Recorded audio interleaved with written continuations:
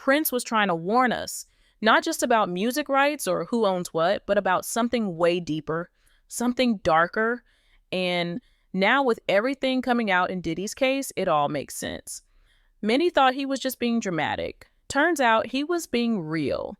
The reason why it became such a big deal back then is ever since my third album, I wasn't really taking large advances from the recording companies. I was recording the albums myself in my own studio. So the way I looked at it, I owned the work because I paid for it. And I did all the work. I created it, so I felt like it should belong to me. That said, the companies felt otherwise, and they would always hold this contract up and say, well, you signed it. And I say, well, I understand that. It's not like I want to leave. I just want to, talk about this thing and see if we can't make it more fair. Of course, they wouldn't change, because if they changed, they wouldn't really exist. And that's kind of the situation we're in right today. They're not going to exist much longer. This man didn't just sing hits and twirl in heels. He saw through the industry's mask and tried to speak up. And now, people are finally listening, especially because everything he warned about is starting to pop up in real time. We're against them or anything like that. The idea is that we find better ways of working with one another. It shouldn't be a situation where they own the album or the work. We're talking about intellectual copyrights. If they're going to be indeed a delivery service, then that's fine. But even FedEx doesn't say that they own the thing that they should. And guess who always said Prince knew too much? Cat Williams. He was only going to be this version of himself for a very short amount of time. Everybody thought Prince was just obsessed with owning his music. And yeah, he was. He didn't want anybody else making money off his art without him getting a cut. That's why he went to war with his label, changed his name to a symbol, and even wrote slave on his face. He also voiced his disapproval about how record labels turn artists into indentured servitude, since the artists have little control or insight over how labels take their music. But that wasn't the whole story. Near the end of his life, his focus shifted. He wasn't just fighting contracts, he was exposing all the dirty secrets. Like Mariah Carey just had this big $20 million. That's like a huge deal, right? So you feeling that? No, well, what I mean, I don't understand. What the public sees the word $20 million an album. Well, let's see. Do you all think that's a good deal? What, I mean, tell me why. I mean, what am I missing? Okay, let's do some math. Okay. If you do math like that? Yeah, kind of. If you sign me, Okay. you sign me to a record company, Right. or a record deal, let's suppose you have a record company. Right. How much would you give me? The album sells for $18, right? $18. Whatever, yeah. All right. How much of that would you give me? Well, I don't know how it works. Well, no. Half? Half? Half sound good? Yeah. All right. Check this out. If I sell 1 million copies, I'm going to have $10 million, right? Roughly $10 million. Right. If I sell 2 million copies, I got $20 million. Right. If I just sell 3 million copies, I got $30 million. Now who has the biggest record deal? Oh, I see. Yeah, right. Okay. Right? Right. So Mariah kind of got screwed. He was calling out to people, and one of those names was Diddy. Prince started paying attention to how Diddy was moving. It wasn't just about fame or who had the most hits. It was about who Diddy was doing business with, who he was sitting down with behind closed doors, and what those moves were doing to the music industry. It shook Prince.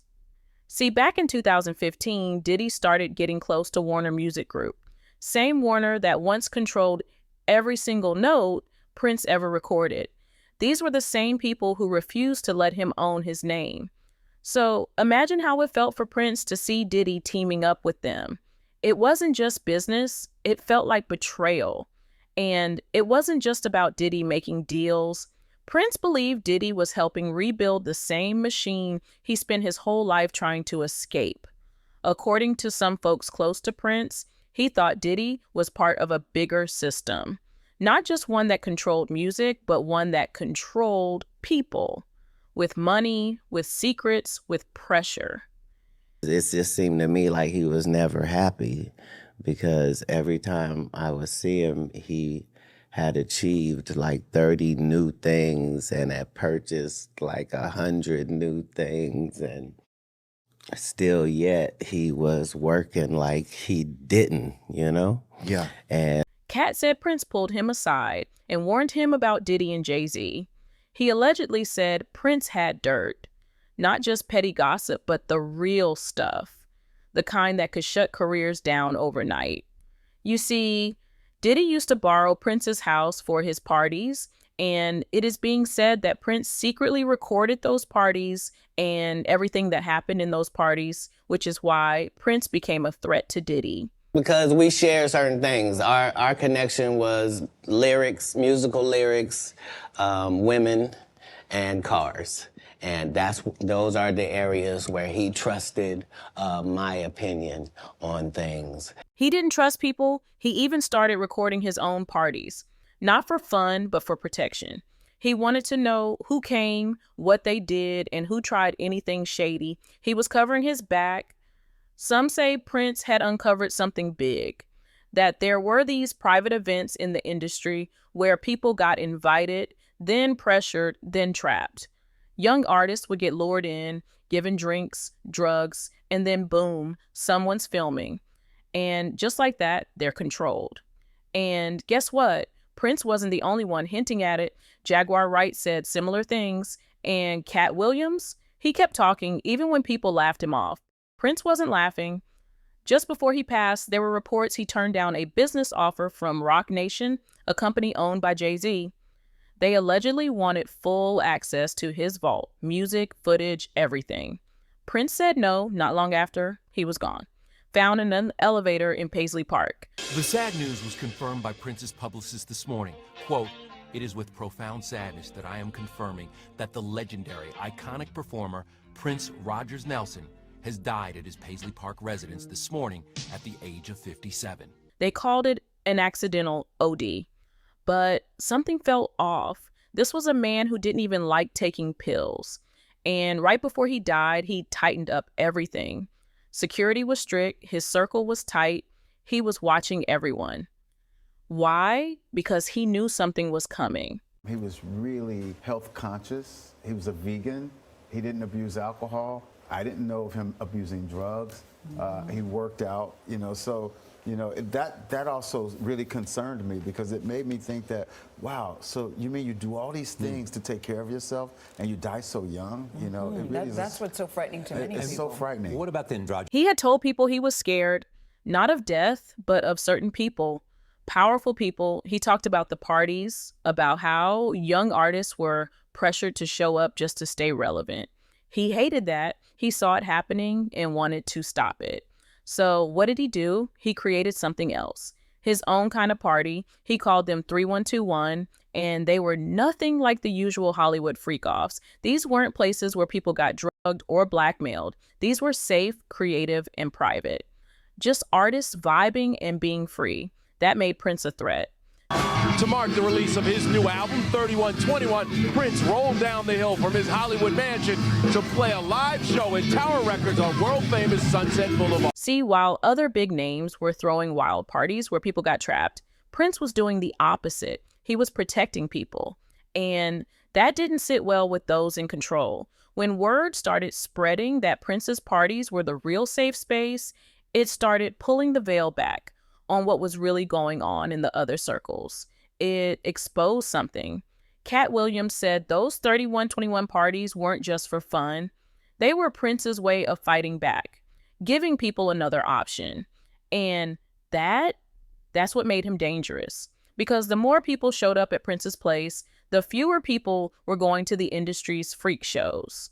Now fast forward to today, Diddy's trial is no longer about rumors, it's about evidence. Real names, real victims, and real charges. The stories of parties with drugs and forced acts, it's no longer whispered gossip. It's courtroom testimony. And guess what? Prince called it. He tried to warn us about the manipulation, about the pressure, about the hidden cameras, and about how they used your dreams to control you. If you're a bunch of other celebrities are there, you're like, oh, look, Bill Clinton's here. This is fine. Yeah. This is cool. Look at this. Like, Brad Pitt's here. Oh, this is cool. You don't even think there's anything wrong with being there.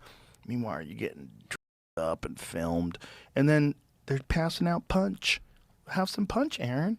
And you have some punch, and all of a sudden you're like, I'm feeling really good. I just feel amazing. You're all mollied up. You don't know what the you're doing. Probably a combination of things they give you. And it's all being filmed. And now that Diddy's name is all over the headlines, the world's finally catching up to what Prince was screaming years ago. When Diddy posted that he was heartbroken after Prince died, a lot of people rolled their eyes. Cat Williams especially. He said Diddy's actions had never aligned with what Prince stood for. And that public statement, it just didn't sit right, because behind the scenes, it looked like Diddy had been working against everything Prince believed in. This whole thing wasn't just two celebs beefing. It was two sides of the music industry. One side was all about freedom, ownership, and protecting artists. The other side was all about control, manipulation, and keeping secrets buried. What did Puff do to piss you the off? How did he do you dirty, if he did you dirty? Me and Puff was like, I felt like I did more than I got credit for, more than I got paid for. You felt, or did you do that? Because you said felt, like okay, feeling. let's clear that up then. You saying you feeling that? No, we're gonna keep it with, because I'm trying to be nice. I never got paid what I was worth, and I never got the respect I was worth. So the disdain that I got for Puff is more like, you trying to keep me here. I'm not here. All my peers is up here. All my peers are bosses. When it's time, just like somebody raised somebody up, you know they did work with you, they go from your little man to maybe A&R to something else. He just kept trying to keep me right here, like he didn't want me to grow at anything. Prince chose his side, and he paid the price. Now the stories are coming out. The freak-offs, the footage, the threats, the people who said yes because they were too scared to say no. She said she couldn't say no to him because no meant risking everything.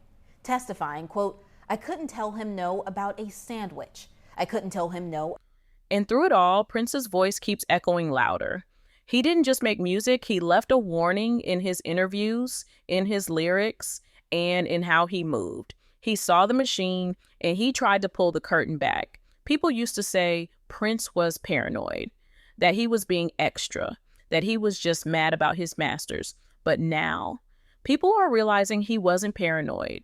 He was prepared. He knew what was coming. The pills, the weird timing, the sealed files, the investigation that ended too quickly, and the silence. It all starts to look different when you hear what Diddy's being accused of, because suddenly Prince's story stops sounding like a tragedy and starts sounding like a cover-up. Prince didn't go out quietly. He left behind more than music. He left behind a message. And now that the cracks are showing, that message is finally being heard. Anyway, that's it for this one. Stay sharp, pay attention, and maybe the next time someone like Prince starts sounding crazy, we stop and listen. Let's hear your thoughts. Don't forget to like, share, and subscribe. See you in the next video.